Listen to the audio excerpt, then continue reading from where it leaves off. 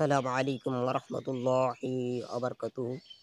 সম্মানিত আমার ভিউয়ার্স ভাইরা, দেশ এবং দেশের বাইরে যারা আছেন সবার প্রতি আন্তরিক সালাম জানিয়ে আজকের আলোচনা শুরু করছি।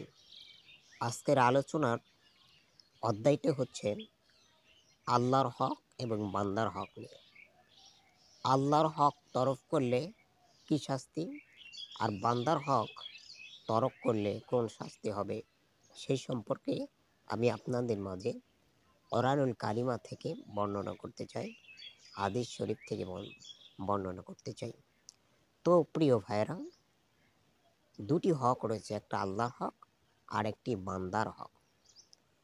তো আল্লাহর হক হচ্ছে নামাজ, কালাম, হজ, জাকাত, আরও আনুষঙ্গিক অনেক কিছু, কোরআনুল কারিমা প্রতিষ্ঠাতা করা, দিন প্রতিষ্ঠাতা করা, এগুলো আল্লাহ পাকের হক।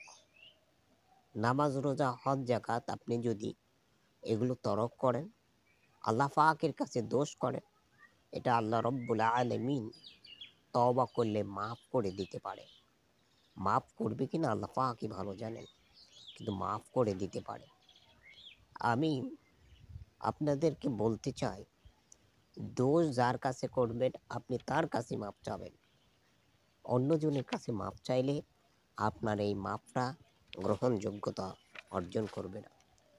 আমি বলছি, তো আল্লাহ রব্বুল আলামিন এই পাপগুলো ইচ্ছে করলে মাফ করে দিতে পারেন তওবার দ্বারা। কিন্তু আপনি কারোর হক নষ্ট করেছেন, অন্যর সম্পত্তি, বর্তমানে সম্পত্তি নিয়েই লেগেছে। অনেক মুরব্বী আছে ছেলেদেরকে সম্পত্তি দিয়ে দেয় আর মেয়েদেরকে বঞ্চিত করে।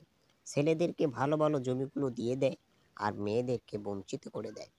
তো ভাইরা, আমি আপনাদেরকে অনুরোধ করব, আপনি যদি এই কাজ করেন, আপনি ছেলেও জন্ম দিয়েছেন, মেয়েও জন্ম দিয়েছেন, ছেলেদেরকে বাঁচিয়ে মেয়েদেরকে বাদ দিয়ে যদি ছেলেদেরকে ভালো জমিগুলো লিখে দেন, আপনার বাড়িঘর লিখে দেন, আর মেয়েদেরকে বঞ্চিত করেন, আপনি যদি হজ করেন 100 বার, আল্লাহ রব্বুল আলামিনের কাছে